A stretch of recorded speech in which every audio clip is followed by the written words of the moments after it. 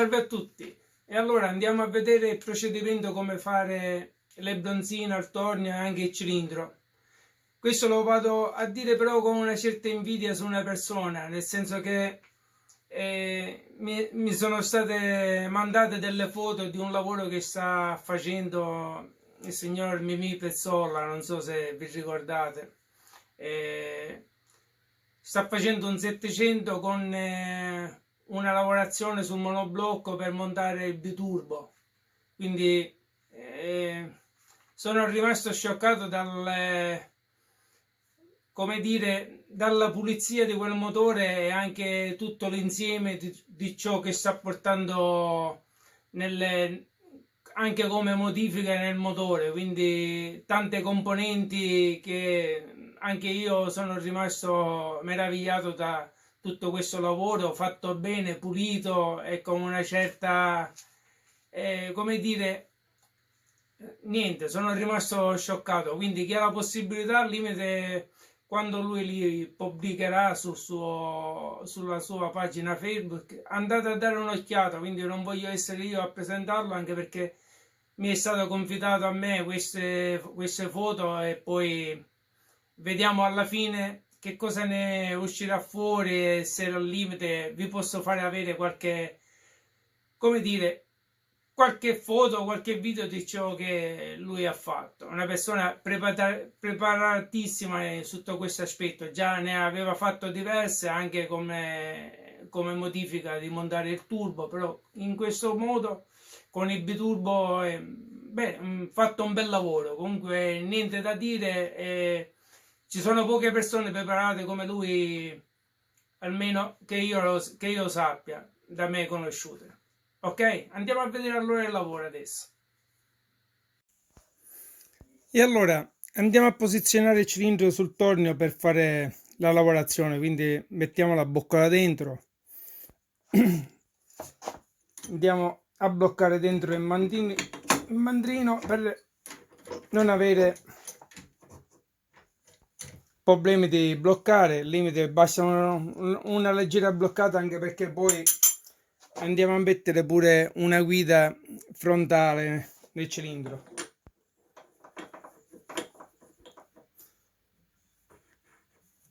Una volta che abbiamo bloccato il cilindro, andiamo a togliere 3-4 decimi soltanto per avere più libertà sul cilindro di bloccare sulla testata, ok?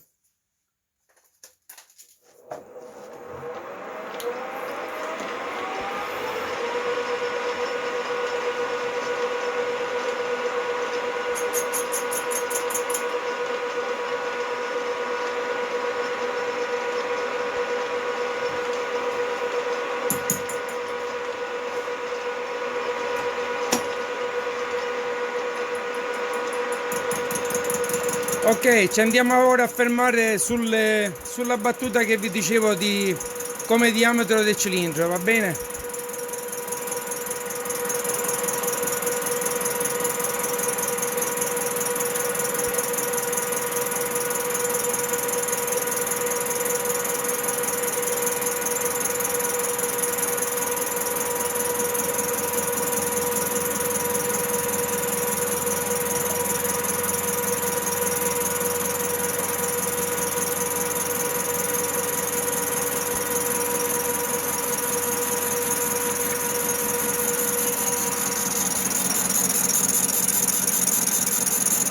Questa è la parte del cilindro che stiamo lavorando e appena arriviamo sulla battuta ci fermiamo.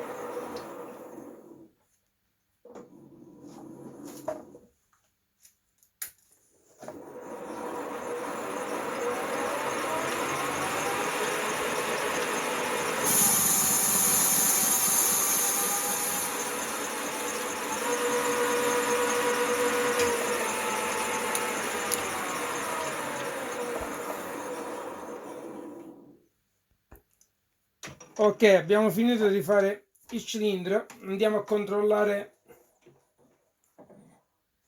quanto ci rimane.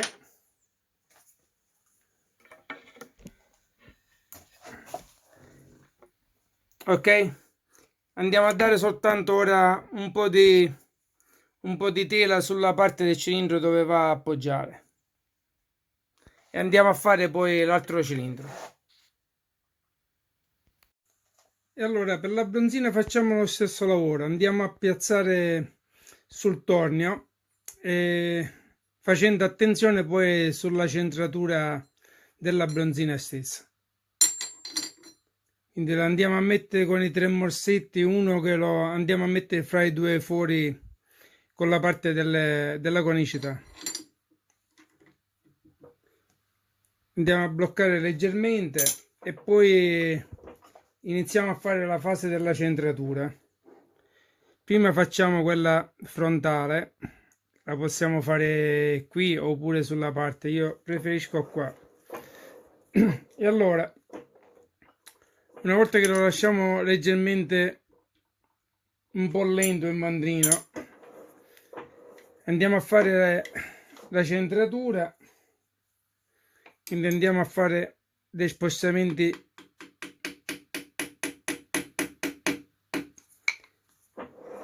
andiamo a centrare la bocca.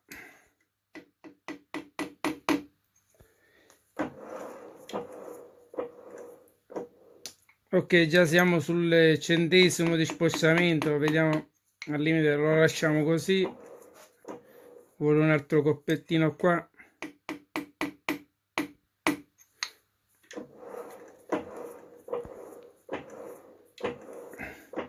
Anche perché poi cosa facciamo? Sul supporto stesso, una volta che è centrato, quindi siamo sul 100°, volevo togliere qualche altra cosina, vediamo di...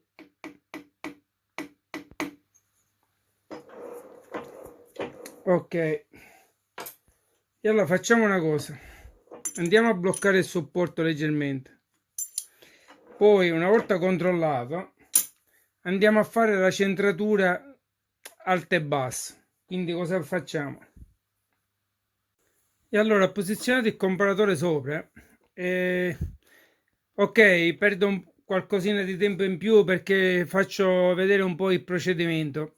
Allora, una volta che lo devo centrare alto e basso, non potendolo fare, ho modificato un po' la piastra di attacco del mandrino. Quindi cosa vado a fare? Lo vado a allentare leggermente, quindi i 3 bulloni li vado a allentare un po'.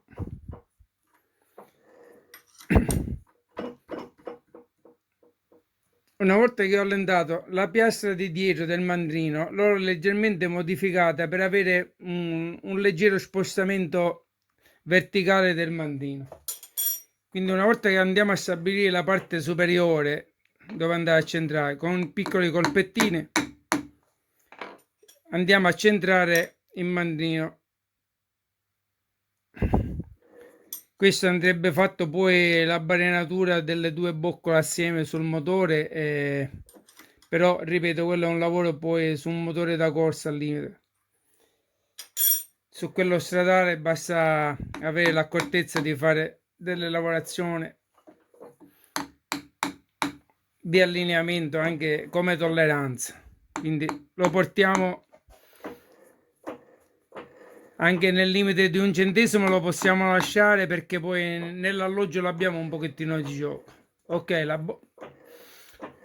non si muove più, abbiamo soltanto ok, piccoli spostamenti che rientrano nel mezzo centesimo. Andiamo a bloccare il mandrino per stabilizzare i movimenti.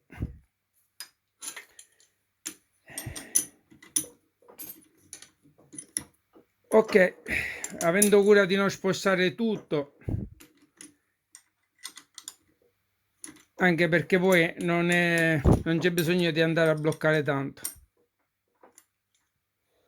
Ricontrolliamo, quindi andiamo mezzo centesimo di spostamento. Ok, andiamo a lavorare ora sulla parte interna della bronzina. Il comparatore ci servirà soltanto per appoggiarlo sulla torretta e dare delle passate centesimali. Ci andiamo a posizionare in questo modo sull'utensile. Appena aspirata la bronzina interna, andiamo a piazzare il comparatore sulla torretta e lo andiamo a mettere bene orizzontale, altrimenti la corsa del comparatore va a variare un po' la misura. Quindi quando andiamo a dare un centesimo di comparatore saranno 2 che andiamo a dare sulla bronzina. E abbiamo sempre a disposizione poi il comparatore per poter misurare l'interno della boccola quando siamo arrivati a misura. D'accordo? Allora, passiamo a fare vedere un po' i cilindri come sono finiti. Bordino da 4 decimi, abbiamo detto 3, 4 decimi, anche 5, non è che succede niente. L'importante è che abbiamo questa impronta di andare a sigillare sulla testata. Poi vediamo dove arriva il pistone dalla parte inferiore, andiamo a guardare come la parte inferiore del cilindro, se dobbiamo accorciare oppure no. Intanto vediamo l'altro cilindro pure nelle stesse condizioni di lavorazione. Poi per quanto riguarda l'albero motore, ho tolto già gli spigoli per andare poi a fare in un secondo tempo l'equilibratura come vi parlavo. Questa è la bronzina che abbiamo rettificato attorno. Quello che dobbiamo andare a vedere è di fare lo spallamento. Lo spallamento deve essere tra 0,10 massimo 0,15. Anche se è un supporto d'acciaio, questo è la portina, quella portante sul motore, cioè è quella più sollecitata a livello di spallamento e dove va a caricare in fase di decelerazione e accelerazione il motore. Quella posteriore sì, sovraccaricata dal volano, però è ben, diciamo, importante avere una lubrificazione buona e il motore messo in fase, altrimenti se non è messo in fase bene la potenza viene scaricata sulle bronzine e vanno a surriscaldare con uno scioglimento del materiale.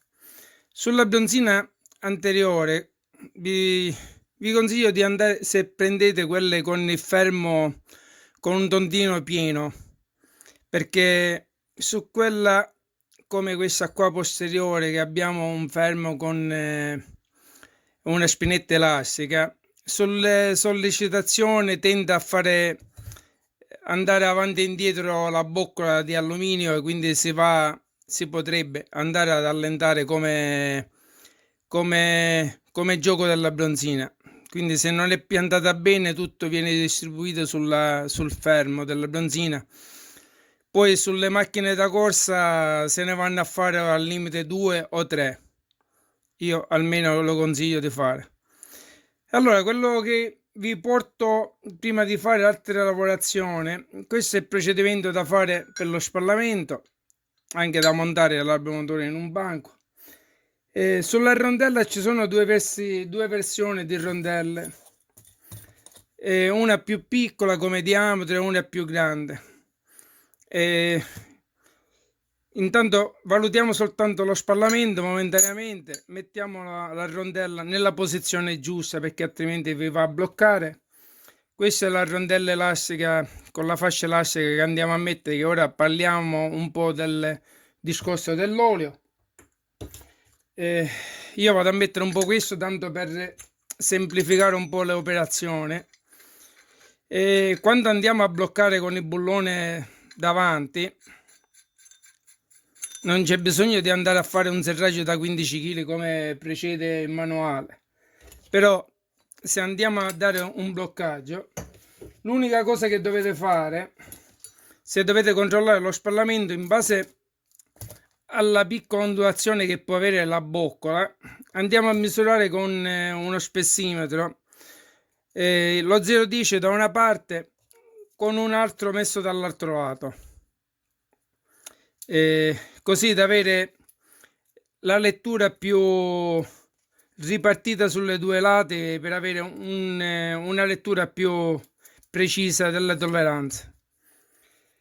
E poi su un'altra cosa che volevo fare per concludere un po' questo video, e sull'altro poi andiamo a fare il falso montaggio, perché procedo a rilento, lo so, mi devo dividere in tante.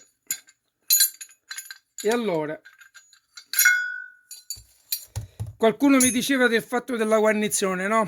Allora, se montiamo la guarnizione, cioè lo spessore in acciaio come questo o qualche altro, io, una volta che viene eliminata il cartoncino che poi si viene a frantumare, possiamo mettere un silicone, quello per chiusura cambi, quello verde, che è più pastoso leggermente, oppure questo, quello rosa, sempre per sigillare i cambi, o al limite sempre mettendo soltanto un filo proprio di sopra e di sotto, proprio per evitare sta brutto un motore tutto pasticciato di guarnizione che esce fuori. Quindi andiamo a mettere soltanto quello giusto giusto, oppure quello normale per un silicone per guarnizione, però di quello morbido. Per quanto riguarda un po' che volevo spiegare il discorso dell'olio, e allora ho fatto qua una tabella per andare a valutare che sulla sezione di passaggio dell'uscita della pompa dell'olio, dove abbiamo l'ingranaggio della pompa dell'olio, abbiamo un passaggio di 50 mm quadrati, e quindi dobbiamo avere sempre un passaggio un po' più ampio rispetto alla pompa dell'olio, proprio per non avere strozzature durante il percorso. E poi io ho valutato i 4 fori sull'albero a camme, quindi i 4 fori che sono sull'albero a camme li ho sommati tutti e 4 per valutare quant'era il passaggio dell'olio, e sono 63 mm quadrati. Poi il foro nel monoblocco, che è da 8 mm e mezzo, abbiamo sempre 56-74 mm. Il passaggio nell'olio del supporto abbiamo 60 mm quadrati.